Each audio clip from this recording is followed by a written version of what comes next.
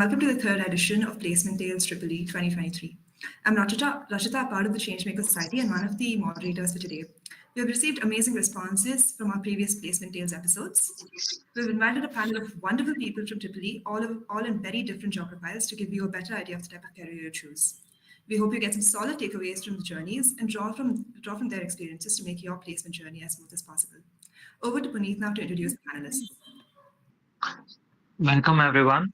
I'm Puneet, a fourth sem EC student. Again, I'd like to thank the panelists for taking the time and effort to join us and answering all these questions. I hope all of you are having a great time. The comment section will be open, so if you guys have any more questions for our panelists, feel free to post it in the chat. We will try to cover as many as we can. Let's begin. Firstly, I would like the panelists to share their experience and the journey with us. I would like to call upon Vaishnav. Yeah, hey. Hi, what's up? Hi, Puneet. Uh, guys, thank you for the opportunity. My name is Vaishnav Gautham from PS University 4th year Tripoli branch. I got placed in Lookout. That's a cybersecurity company, and for the role that is Android slash iOS dev.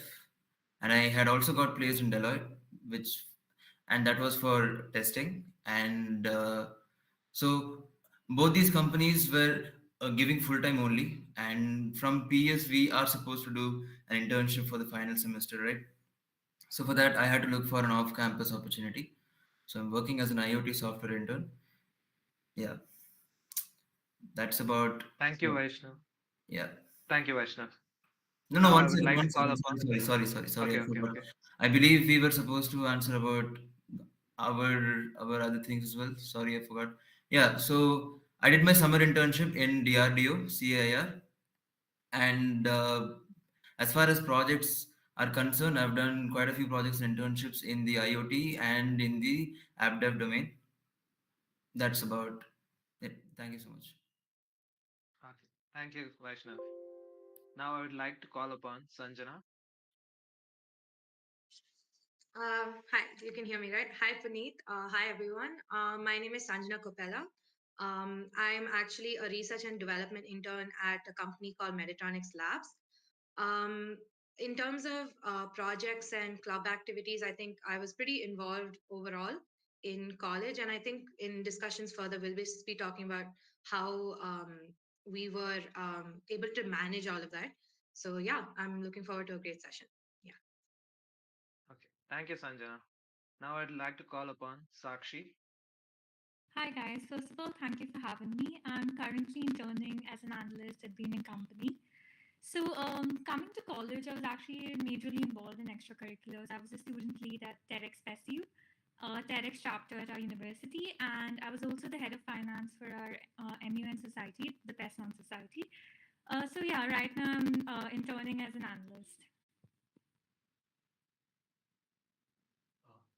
Thank you, Sakshi. Now I would like to call upon Prajwal. Yeah. Hi, Puneet. Thank you for having me here. So, yeah, I was from the time I joined college, I had interest in EVs. For those of you who are interested in hardware or core branches, I would suggest you guys to go up on join clubs related to that. And yeah, I was part of Vega Racing Electric, which also helped me a lot during my placements. Right now, I'm interning at Havells as a power electronics engineer, and yeah, that's about it. Thank you, Prajwal. Now I would like to call upon Varsha.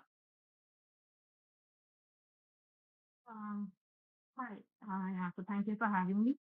Um, I am Varsha Madhukar. I'm interning at Ather Energy as a systems engineering intern. I'm also on the batteries of the Ather vehicle.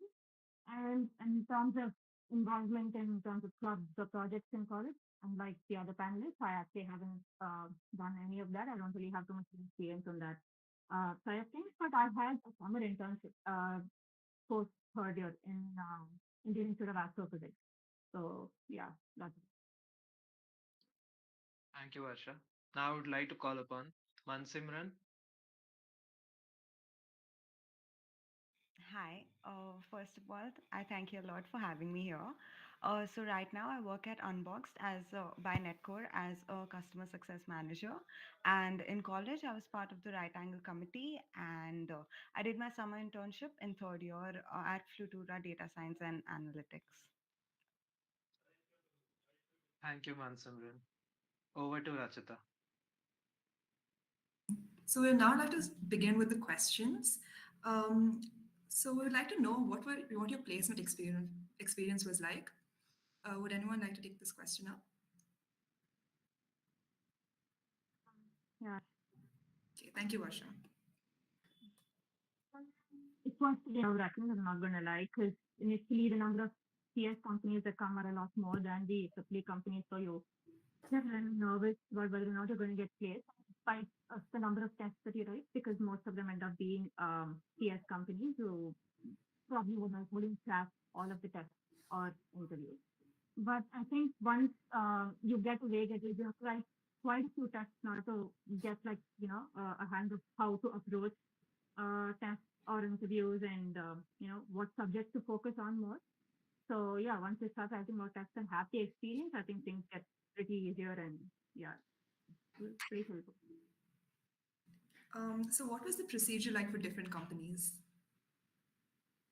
Procedure is pretty much the same for everything. So depending on your CGPA, you'll be eligible to write the entrance test. And CGPA doesn't matter too much, to be honest. It's just for the entrance test part of it. And then the ones who get shortlisted for the test, you go to the shortlisted for the interview. And in the interview, will usually be 3 rounds. So the first round will focus more on, I think, at least for me, it was more on electric circuit theory, your RLC circuit analysis and all of that. And it will be more of a vague interview on a lot of aspects in terms of the police. But then you go to if you get selected in first round, go to your second round, it will be more focused on the specific role that they're interviewing you for. If you get selected in that, then you go to the final result, which is usually great. Okay. And what are the core companies that come to campus? There are quite a few. I think initially I was also under the impression that there are not a lot of AAA companies that actually do come, but there were quite a few. There was Ather Energy, there was Lamb, there was Schneider, Havells, Bosch, General Electric, Collins Aerospace. There were quite a few. I don't still remember all of them. Okay. Could you mention a few important subjects that help in the technical rounds? In terms of replacement, I think it's best to focus on your second year subject.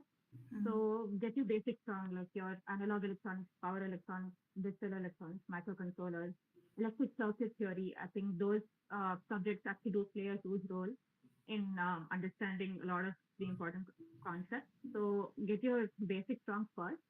And apart from that, I think it depends on your JD. So if you're talking about, say, Ather, then there were questions from your 12th grade physics, like your kinematics, your projectile motion, and all of that. So if you're talking about Schneider or Lamb, there were a lot of questions about motors, generators, and transformers, and all of that. So then it will depend on your JD. Okay. And could you talk a little bit about the other ways to get through, like, interviews, like other than on campus placements? Other than on-campus placement, I think offers will be slightly harder than on-campus unless you have, a lot of contacts through which you can get into. The primary source would obviously be LinkedIn, but LinkedIn also, they expect you to have a few years of experience if you're looking at a full-time placement. So I suggest go first approach people for an internship, which is always easier to get either via LinkedIn or through your contact. And once you prove yourself in your LinkedIn, you can ask the same company for a full-time offer, and they'll give you a big deal. Okay. Okay. Thank you, Varsha. Over to Puneet now. Thank you, Varsha. Now I would like to ask Prajwal Varsha only took it. Now I would like to Yeah, ask Prajwal to answer the question. What kind of projects did you do during your time at PES? Okay. Coming to projects, I worked on multiple projects in multiple fields. So I had done an IoT based project. I had done a embedded systems based project and also a power electronic based project for my capstone. So I honestly didn't know which field I would like to work in. So I thought it would be great to like do projects in different field and get to know what would be my interest. And that pretty much worked out good for me. Okay. Follow up to that question. How much does the difficulty level and uniqueness of the project matter? Coming to difficulty level or uniqueness, it depends on the type of projects you choose. Especially, you should be careful when choosing a capstone project. Like if you're choosing some project which are yet in development or not totally developed, such as like wireless power transfer, or I'm just telling core triple E domain specific. So if you are focusing on those kind of projects and you sit for interviews, there would be companies coming up to you for that specific role. So that would be a great advantage for you. Okay. Which domains are the best sought after when it comes to projects? Coming to domains in electrical, there would be firmware engineers who should be good at embedded C. There would be power electronic engineers or IoT engineers. So I can't tell that this domain is good or this domain is bad. It totally goes upon the interest of the person. All three domains are equally important, and yeah, it depends on the person whether he is ready to go. He should be focused on one field and make sure that his projects are going in one direction. So even in interviews, even they don't look at your GPA at all in your resumes. So once you're selected and coming and sitting in front of them for the interview, they don't even look at what your GPAs are from 10, 12, nothing matters. The only thing which matters is the kind of projects you have worked on. So yeah, that is where it all matters. Oh, thank you, Prajwal. Over to Rachita. Yeah, thank you so much. So, did any of you use any courses or online resources? And could you mention some good websites to learn from? Hi. So before I get into the courses I did and online websites that are helpful, I'd sort of want to give a background for people who are looking to get into something other than engineering. So my job description mainly involves more of data analytics and data insights. Not something that most of my peers here are doing because I come from a core electrical background. And to be very honest, when I started off in college, there was kind of a peer pressure when you get into first year, you're doing an engineering. There are a lot of people doing all sorts of things in various domains, right? And when you have an interest that is something apart from, engineering itself, you kind of find it hard to actually sort of understand that what is your actual journey that you want to take, where do you want to go into, which field do you want to go into. So choosing between engineering fields itself is a lot easier when you have so many resources at your disposal in college. But when you want to choose something that's completely different from engineering per se, online courses I think are the best way to go about it. So for us, most of our college journey was 2 years was in the pandemic, right? So that gave us a lot of time on hand to kind of explore what you're actually interested in. And that's when these online courses really came into play for me. So I went on to sites like Coursera and Udemy, and honestly, the way these courses are structured are nothing par excellence because they kind of sort of give you an idea into the real world itself, right? They don't give you just theoretical things that college would teach you, or just they give you hands-on experience. They give you problems that are being solved in the real world, and how you should be doing it in say this particular course. So they give you a background, they teach you something new, and they also give you a lot of exercises and problems to solve. So during the pandemic, I did a lot of courses very different to engineering. So I did a course on financial markets. I did a course on artificial intelligence for financial markets. So I had a lot of interest in just learning about finance per se, and I also wanted to learn about big data. So I did a course on big data, and while you think that these courses only give you surface level info, you don't realize how much they help you. You only realize that later on when you sit for placements and you see that, okay, these courses have actually really helped me. Because you realize one thing, that once you start working, the actual learning happens during your internship or things like that. So I interned as a business analyst in my summer as well. I interned at a fintech startup, so that was also very data heavy role. So I was making dashboards and things like that. So something that I would have never done in college, or college wouldn't have essentially taught me. So these courses really come in handy when you're doing something very different from what college teaches you. And from my personal experience, I think Coursera, to start off with, to get just a surface level info, Coursera has the best structure. So you'd want to see what you're actually interested in, what catches your attention, and then kind of read the description of whether they're giving you enough information to start off with. And for things like finance especially, I think Coursera was really good. But when it comes to like just hands-on experience and skill development, Udemy I think is the go-to place, because if you kind of don't realize, like PowerPoint, Excel, and things like this are very very important wherever you go, especially if you're doing like a not completely core role. So that's when you really want to kind of have a little bit of skill development and skills to put on your resume. So at that point in time, Udemy, I think they have the best hands-on practical courses for skill development. And how do these courses and certificates add to your resume? Do companies value it? Yeah, for sure. I think companies really value more than the course title itself. They value your learning curve. They value how much effort you've put into to actually go outside your engineering, outside your degree per se, and tried learning a new skill. Tried, seeing that, okay, am I good at this or am I good at that particular thing? So they really, more than just a course title itself, or obviously, like again, when it really depends. So there are a lot of things that when you are in college you don't realize could help you later on. So if you're learning about something, again, something broader, something that is not a skill per se, then the companies look at how much extra effort you've put into actually getting an idea of what that particular course is about and things like that. But when it comes to skill development, that really plays a huge role on your resume. So if you're going on to these websites and learning and finishing a course per se, and that instantly adds that comes under your skill column in your resume itself. And when your interviewers looking at that, they kind of test you based on the skill you've put. They'll probably ask you a couple of questions, and if you're good at it, then it's these kind of brownie points. I don't think they add in a lot more value than your GPA, than what you did in college and things like that. They really help.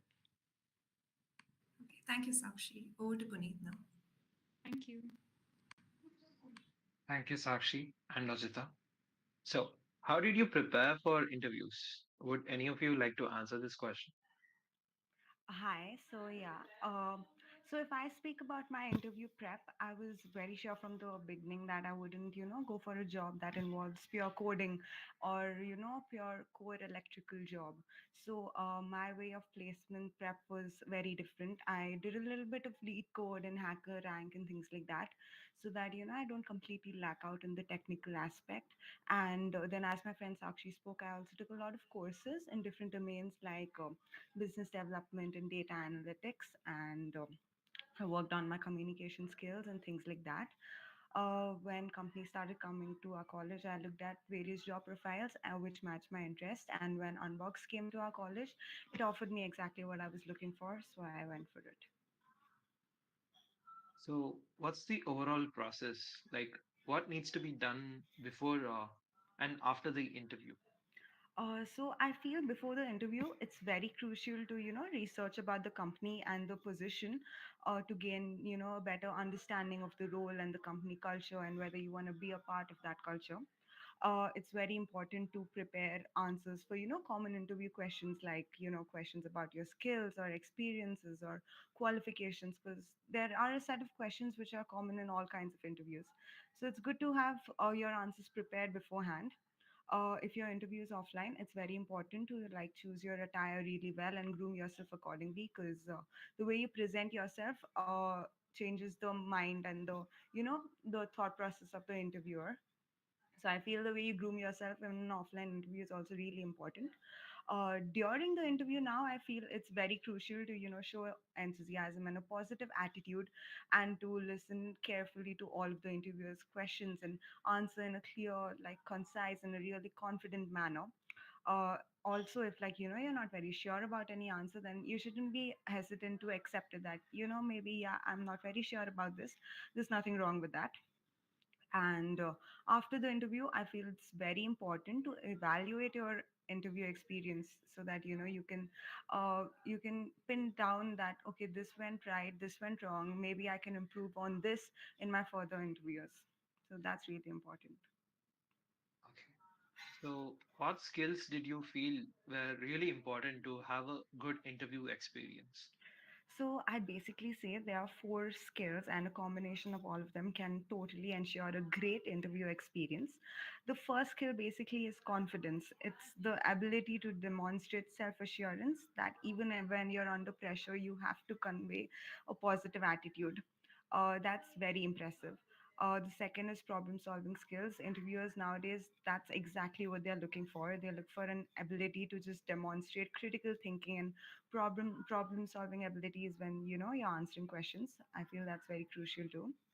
uh, Another skill that we must really try inculcating is flexibility, the way you change your answers based on the questions that you are asked, the ability to adapt to various changing circumstances, and be open minded to different ideas and perspectives is also very important.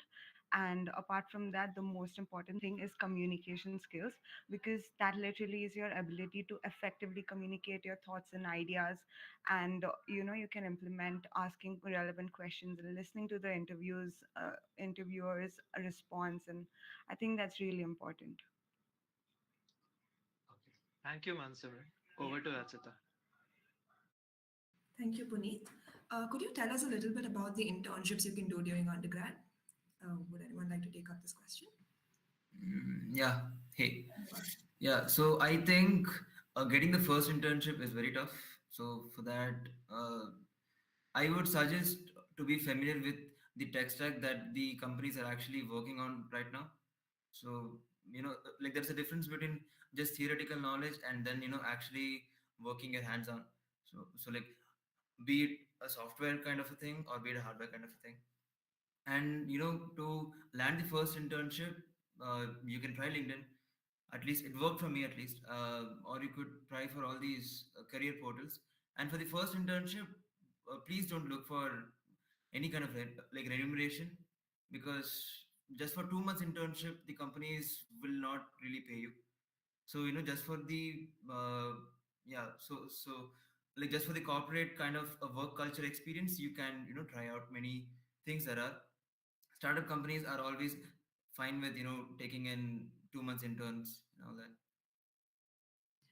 And would you say there are any prerequisites before you apply for an internship? Sorry, come again. Any prerequisites before you apply for an internship? Would you say there are any? I think be patient. Yeah, just be patient and like start applying for many companies, because when it comes to cold mailing, right? When you start mailing like 20 or 30 companies, only two companies reply back saying no. So that's a different ball game there. So try. It'll someday we'll get an internship. That is the goal. And how would you say, what is your approach when you're approaching someone for an internship? What is the procedure, like on a LinkedIn or any other platform? L- I think LinkedIn is pretty straightforward. You just apply. And so like what I did was, like when the placement season starts and you look at all these CS companies come in and take in all people, and you start feeling like, okay, maybe I'm not cut out for this. So then you start applying for off campus opportunities. So like what I did was I set up a format for sending out cold mails. Yeah, that's what I did. It was just a paragraph saying that this is me, and I would be really happy to work in your so and so reputed company, and I've shared my like resume for your reference. And like yeah, this works. This works. And what would you say are the important points when it comes to resume building? Resume building. Uh, so like when the person sits in front of you, like checking your resume and everything, he like that person is just gonna look for main things. So the projects that you worked in, and which department you're from, and I think your capstone project really matters. Most of the like fourth year placement interviews were like based on capstone projects only. And please don't lie in your resume. That is a very big thing because that person will get to know that you have bluffed in it. And your CGPA matters to an extent. So, like to sit for the first round of interview, your CGPA matters, but thereafter the CGPA doesn't matter. So like if you are having a GPA of say 6 or 6.5, and if you think the CGPA doesn't matter, then please buckle up. Please stay in that comfortable zone of 7 or 7.5 plus. That is very important because there will be CGPA based shortlisting before sitting for the interviews itself. So yeah, Thank you so much, Vaishnav. yeah. Over to Puneet now. Thank you, Rashita.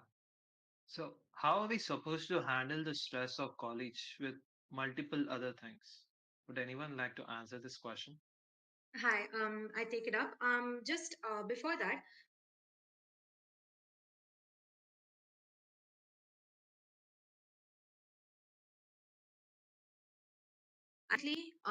work experience is very, very important to maintain before you go for placements or things like that. The reason for that is because they kind of companies more or less want you to understand how it is working in a corporate position because the sorry because the transition from college life to work life is definitely very different. So that's why definitely, yeah, it's important to take internships. But one thing that you should also keep in mind is, especially if you're in first and second year and you're trying to look for internships, please be careful about how much compensation you're getting versus the amount of work you're doing.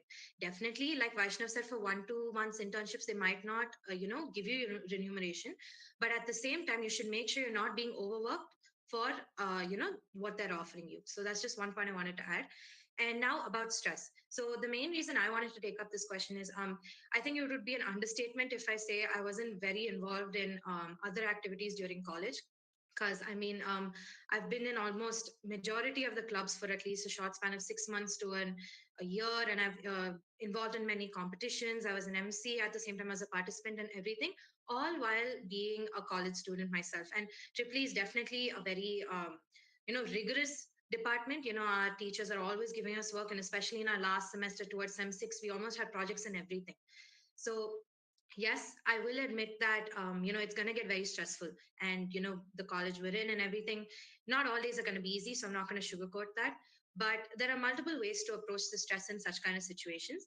One being, like how Sakshi and Mansimran are talking, if your interests are different from what you're learning in college, try to understand that you're going to have longer days in a longer hours in a day, because you'll be dedicating some to your subjects and the other half to exploring.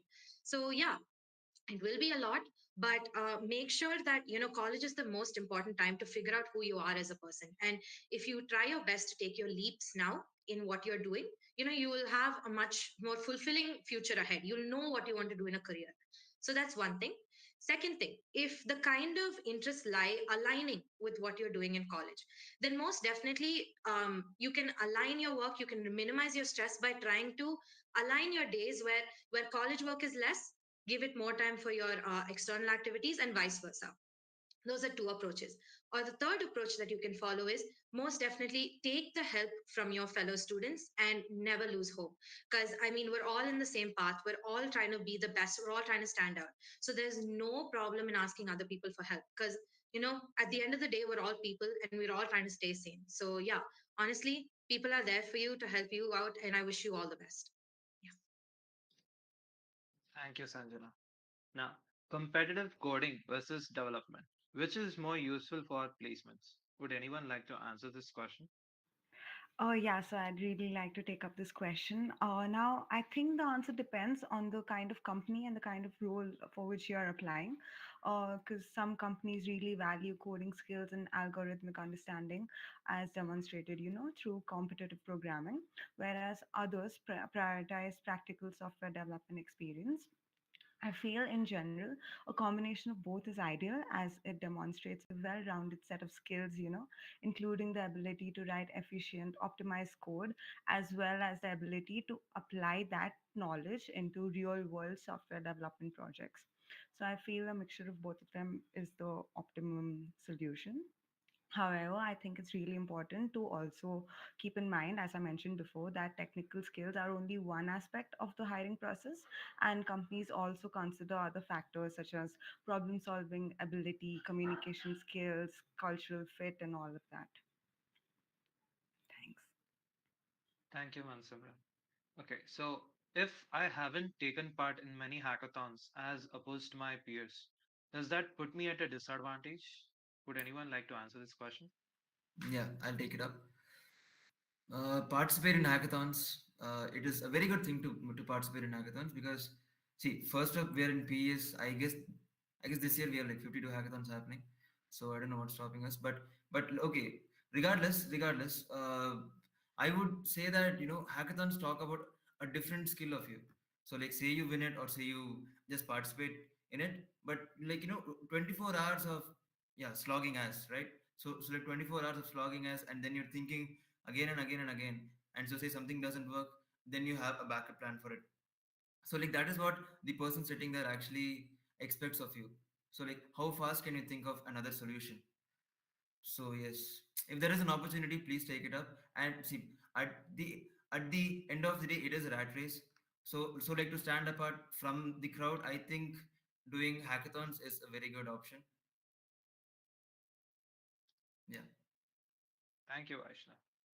Now, what minors would you recommend a triple E student to take up? Would anyone like to answer that question? Yeah, hi. I'll take that up. Personally, I have taken up CS minors, and the reason I can tell you more about. If I'm being honest, the reason why I took it up is because Tripoli wasn't my first choice in the beginning. So I thought, CS minors would definitely help me. But that honestly changed over time, and now I have more respect and love for what I'm doing in Tripoli.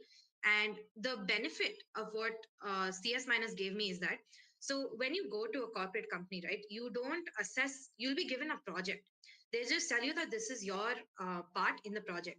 So what you have to do is you need to understand what is the overall essence of that project, what it's being done in the company, how it's being utilized, and the customer. So there are so many aspects involved.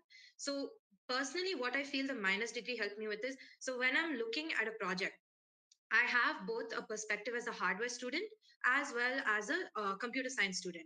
So that way you can assess the problem as to what can be handled in a hardware and what can be handled in the software. So this kind of perspective not only saves time, it helps you be more efficient in your analysis, and accordingly tasks can be given, can be separated and can be done faster. So for me, because my role eventually is to work in the embedded system software domain. So for that, these are the two courses that I needed to do efficient and be well in. So, if depending on what kind of career path you want to take, you should accordingly choose your minors if you're interested, to help you get a better perspective on the work you're doing. So, I feel that in that one way, it was really helpful for me. So, yeah. Thank you, Sanjana. So, like, personally, how did participating in clubs, how did it help you? Like, what kind of clubs were you in? How did it help you throughout your whole college? So, as mentioned before, I did participate in a bunch of clubs, both like a CMS. I was in a part of CMS for a bit. I was in ESL. I was in Naughty. So, when I first started out, the reason why I took up so many clubs is, to be very frank, to put it on my resume, so that I can look like I'm take initiative in the work I do. And that quickly shifted towards it helps you understand how to work as a team. It helps you understand how to be a leader in situations when it's necessary. It helps you understand how to build people skills, how to deal with other people when you're put in a difficult situation, how to handle difficult people, and how to assess yourself when you're a difficult person in some situations.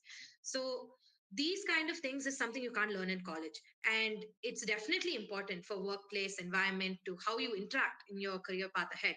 So I definitely feel that whether it be one club or multiple clubs or even just competitions and hackathons that you participate in, definitely do take part in extracurriculars, because not only do they help you academically, they also help you build interpersonal skills as well. So, like, what kind of clubs are like more important? Like technical clubs like Vega Racing, or non-technical clubs like ESL, TEDx? Which clubs are more important? It honestly depends on where your interest lies, because see, personally, I'm very interested in business as well, so I definitely was part of ESL. And so I think Prajwal could give you a better idea of how it works with Vega. But point being, there is that's where his interest lies. He wanted to align more towards electric racing, and it's his personal interest, so he went there. And there's no such thing as important. It's all about how you want to figure yourself out. So for me, ESL was important because I was really into business. CMS because it really, again, for interpersonal skills. Nautanki for me was a passion project. And yeah, I think I was part of one more thing. I can't remember at the moment, but yeah, essentially you shouldn't be strategic in your clubs, although it helps. But it should definitely be where you try to figure yourself out as a person. It should be where you try to diversify and learn as much skills as you possibly can. Yeah. Okay. Thank you, Sanjana. Now, moving on. Projects under professor. How to go about it? Would anyone like to take a answer this question? Sorry. Okay. Okay, Prajwal, go ahead. Okay, so coming to projects under professors, so it totally depends on what kind of projects you want. Talking in specific to Triple E, if you are into embedded systems or you have interest in firmware developments, then IoT projects, you can obviously contact Rangan sir. So yeah, and if you want to work on power electronics projects, you can obviously go for RX Joseph sir. So coming to these kind of projects, if you have an innovative idea in your mind, maybe go talk to these teachers on a regular basis. They will give you more insights about the industries, present industries. And all these teachers have contacts with many companies, and they can even help you with your internships. So they actually know what is going on in today's world and what the technology is in the present moment. So yeah, approach your teachers regularly and make sure you have a good conversation with them. And if you have no idea and you just want to do some project to put it up on your resume, then that is also good. That is also good. Even I did a project under Rangan sir, so I just went up to him and I asked him saying that, see, I'm interested in this domain. If you have any project in this domain, I'd be happy to work on it. So he happily gave me a project to work on. So yeah, it all takes about you going and approaching the teacher. So, Sanjana mentioned that you were in Vega Racing Electric Club, right? Hmm. So, Okay, how did so that club help you? Could you like share your experience about the club? What kind of okay, projects? okay. Honestly speaking, when it comes to when it comes to electrical branch, we all know that electrical is something which you can't just learn as theory and go up to a company. They don't expect you to go there and teach theory. They expect some practical experience from your end also. And as far as our lab goes, it's very limited. You just work on simple circuits and get your outputs, and everything is pretty thought up and spoon fed for you. So exploring in electrical domain is very important, and that's when my interest lied in like Vega Racing Electric. So it really helped me a lot because I love working with circuits from my PUC. I used to have great interest in electronics. So Vega Racing Electric actually is the first place where I actually worked on actual electronics, and they actually do work which actually makes a big impact on your resumes. when people hear you saying that I worked on actual hardware of a car, they would be really impressed because you're just a bachelor student and you've worked on so you have so much exposure in so and so hardware fields. Thank you, Prashant. Now, Yes. is it wiser to sit for placements after BTech or to pursue an MTech? Okay, so I'd like to take up this question also because I was in the same dilemma as you. The question is, so 6 months back, I was so confused as to whether I should sit for placements or I should go for masters.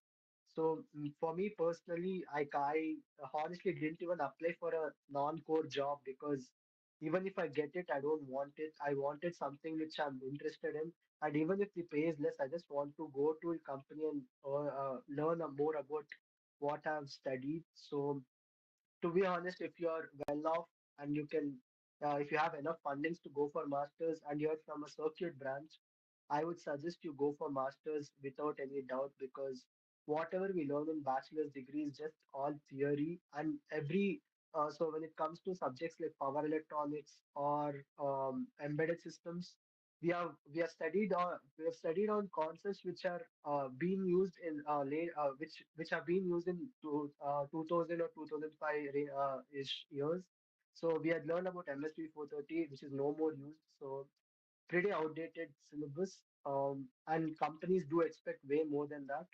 So if you're more into core engineering and want to know more about your subject, I would say masters is the way to go. But also it's fine if you like. I didn't have enough funding, that's why I even tried for placements, and luckily I got a core job. And yeah, the only difference is if you go to a core job, they teach you all the things you need to know about the hardware. If you go to masters, the same thing, vice versa. So yeah, pretty much it. Thank you, Prashant. Over to Rachita Yeah. now. Thank you, Puneet. So, how should one go about choosing the capstone project? Would any of you like to answer this?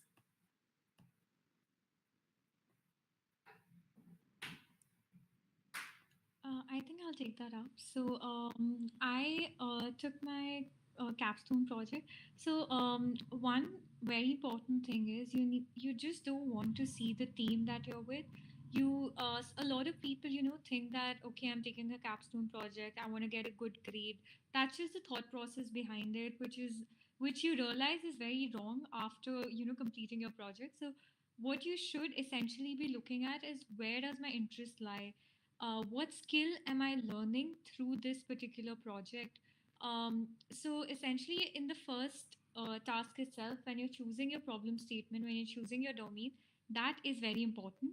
You want to see where exactly is this project going to help me in the future? What am I getting out of it? Is this really in the field that I'm interested in going? So suppose you want to get into core electrical but you're doing a project in machine learning, so that doesn't really make any sense, right? But if you really want to get into machine learning as a field, if you want to do data analytics and you're doing like an image processing project, then it makes sense. So I think the number one priority when you're choosing your capstone project should be not your teammates, not the guide, nothing as such, but just essentially how it helps you, what kind of title it is, how interested are you in learning that particular skill. Because you don't realize you're spending 6 months on capstone and you're spending 6 months, you're day in, day out, you're working on the same thing, trying to perfect it. And your skill development is a lot. So only when you love what you're doing, only when you know that this is going to help me in the future, you invest that kind of time, and that you actually love doing it. So I think the first thing that you when you want to choose your capstone projects is just the domain and what kind of project you want to do rather than your teammates and the guide. Thank you, Sakshi. So, what would you say are the skills that are important for a core job? Would any of you like to take this up? Okay, so I would like to take up this question. So, coming to core job, it really depends on the company. So, I've applied to many companies, almost around 100 plus companies on LinkedIn. So, whenever I get an opportunity to get an interview from a company, first thing what I do is I research about the company. I see on what technologies they're working on presently, and I make sure that I brush up those concepts, at least the basics, how much ever I have learned, I brush up those concepts, and yeah. So coming to my personal experience, Havells is a company which are working on power converters. Core power electronic engineers is what they required. So they needed someone who was good at who has good knowledge in power converters, especially DC-DC converters, inverters, and other types of converters. So what I personally did was I from scratch, from zero knowledge, because I'd learned that 2 years back, and that too in lockdown times. So I'd forgotten everything about those concepts. So I just made notes. I made sure that I studied in depth about it, and yeah, that pretty much helped me a lot because I had two full-fledged technical rounds asking where they were asking me proper core triple E questions, and yeah, that is pretty much it. And if you're looking for some MNCs, I also interviewed for Hitachi Energy recently, and that was pretty wholesome, I could say, because that was the type of interview that you can't prepare for because that is totally based on your knowledge. So these technical interviews takes track in such a way that it depends on how you answer the question. So they just divert the interview towards any one subject of your interest according to how you answer their questions. But yeah, it all starts with your projects. So your projects is where their technical question leads to. If for me, my base was motor controller. That was my capstone project. So whenever I explain my motor controller project, they would ask me questions about other converters. They would ask me questions about embedded C, and yeah, that's how it works. So yeah. Thank you, Prajwal. That was really helpful. So, for those who chose to move from core to an IT or a non-tech job, why do you choose to do that? Would anyone like to answer it? Yeah, I think I'll take that up. So, I think when you go for a core job, you kind of already know that you're really interested in it. So, I think I had a conversation with Prajwal, and he was really interested in core jobs. You could see the passion for, just core electronics and the things he's doing. You could see the passion in them. So, when you are in electrical and electronics engineering, you feel like you're limited to just, the triple E options, because not a lot of people are really talking about, things that are outside the triple E zone. And that happened with, I think, a lot of us who wanted to move out of, the core jobs and look for something different. And you kind of realize that you have a passion for something in the beginning itself when you have the first stint with it, when you kind of get a hands-on experience with something, you realize instantly whether you really love it or you can love it or not. And with most of us who took non-core jobs, who went out to branch into into IT jobs or into non-tech jobs, we kind of, since the beginning, I realized in my first year itself that I really didn't want to continue in a very core engineering field in the future. I wouldn't want to take up a job which is a desk job, 9 to 5, coding, or making circuits and doing things like that. So I was very clear since the beginning that okay, a 4 year degree is very helpful. Engineering gives you a lot of problem solving skills, and it's a great course to have on your resume as well. But I'd want to branch out and look for something that where my real passion is.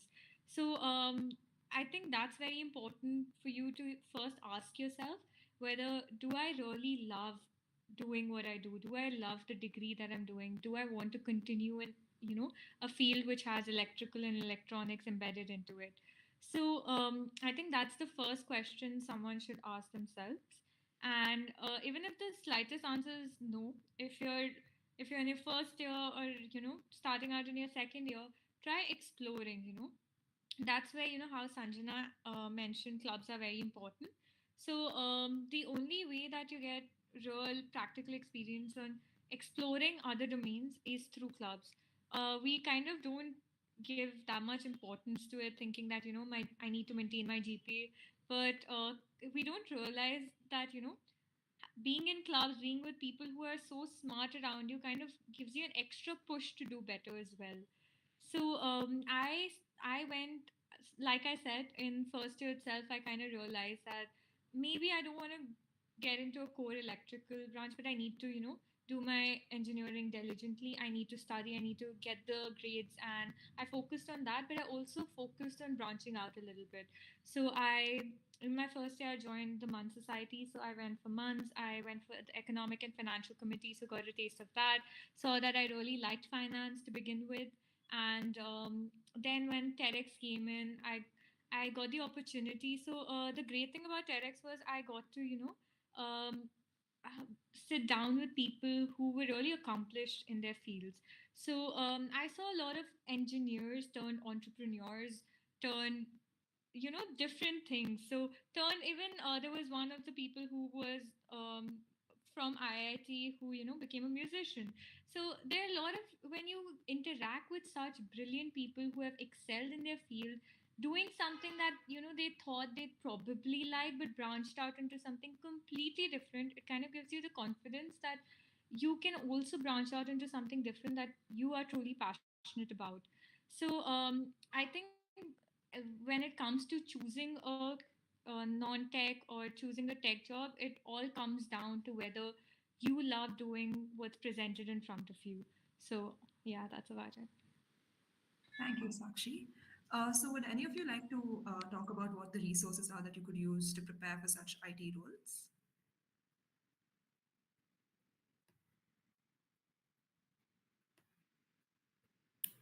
Yeah, I'll take that up.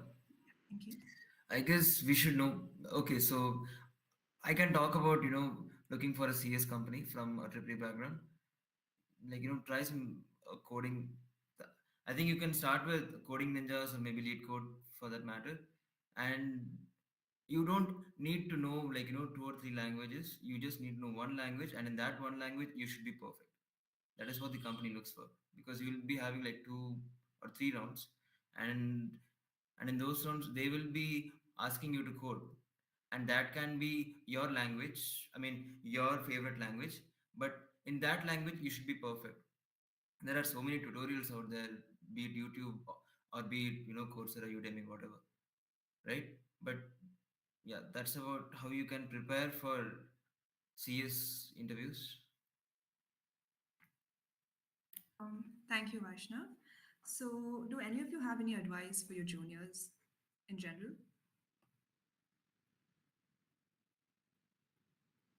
or like anything you Um, want to say? yeah, Mansimran, go ahead. Okay, so I'd say find yourself. Like how Sakshi said, you nothing is permanent here. You might start out on a tech based field, and then you'll switch out to a non tech field, or you might start out say as a non tech person, and then you might think that, okay, you know what, maybe I am interested in coding and stuff like that.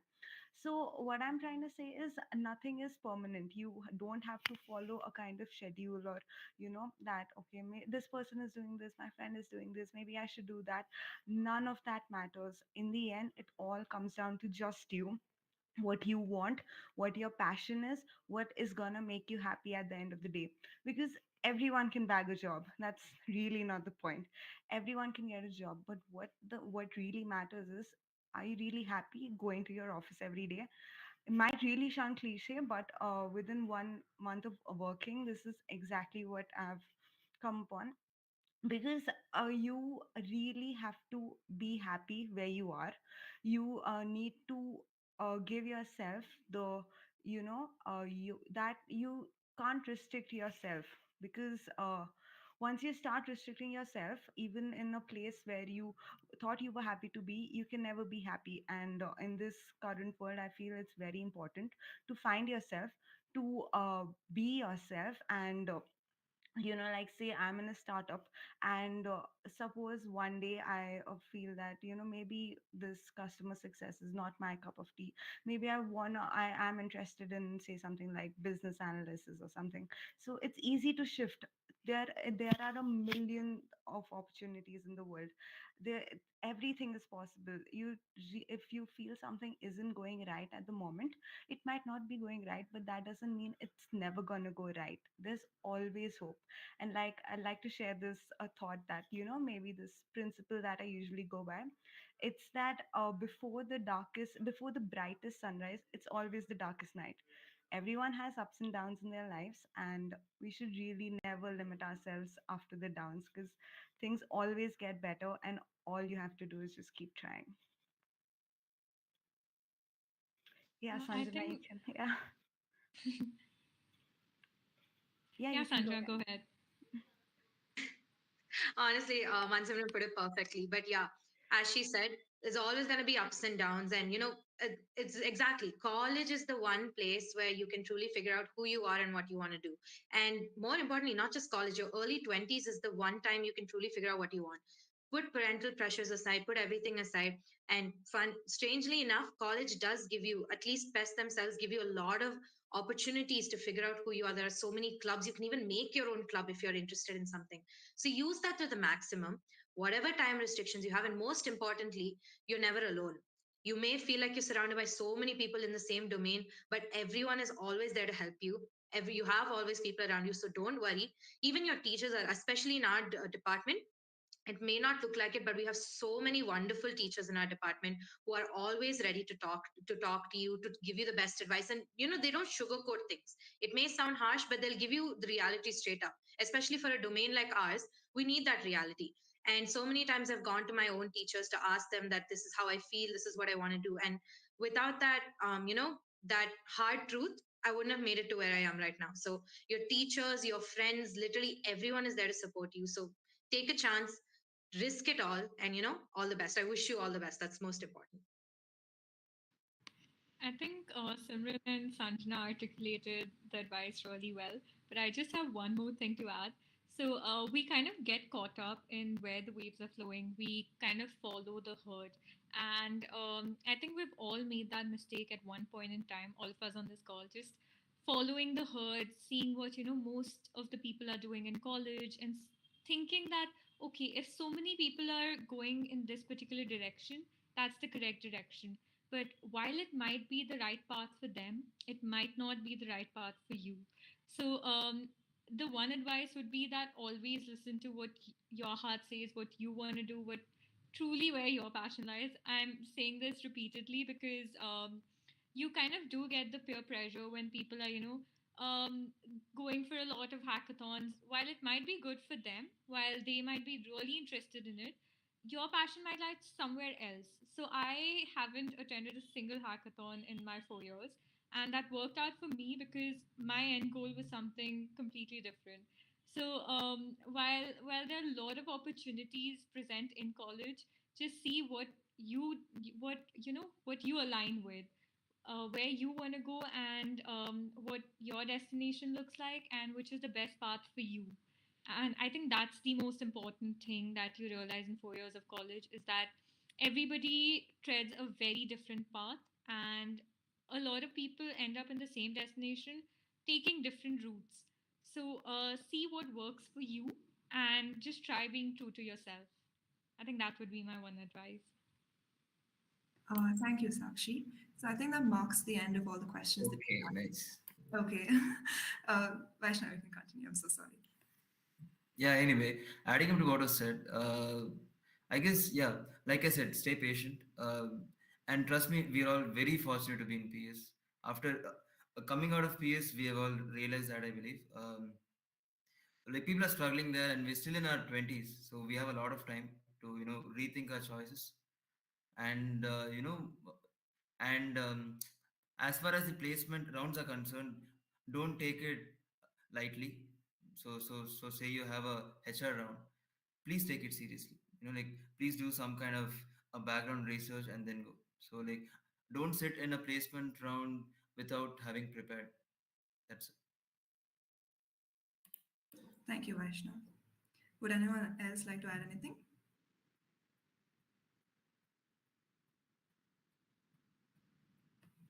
Yeah, no, just one other thing.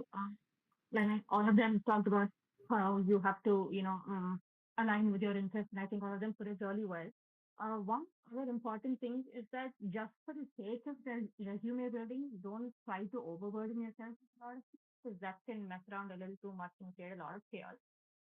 Especially a lot of people I think end up, including myself. I did that in the third year because I wasn't part of any club, or I hadn't done any mini projects, anything of that sort. So you can just take up one, like I just had my summer intern, and trying to focus entirely on that, be it your capstone project or your internship or club or project or whatever. Try to be as involved as you can. I think that way the learning will improve a lot more rather than just being a part of something for the sake of it. And I think that makes a huge difference in terms of the way you approach your interviews, or whether or not you get selected for the test. So yeah, all the best to all the juniors. Thank you so much, Varsha. So I think that marks the end of all the questions. And if anyone would like to add anything, then we could have that person speak up. Okay, I'll take that as a no. So thank you guys for being such an amazing audience. We hope that answered most of your questions. I would also like to thank the panelists for taking time off their busy schedules to be here with us. And I would like to give them the best of luck for all of their ventures. Thank you guys for being here with us. Thank you, guys. Thank you so much. Thank you, Rachita and Puneet, and the CMS Club. You guys are doing an amazing job as always. Great initiative. And once again, all the best, juniors. Thank you. Thank you.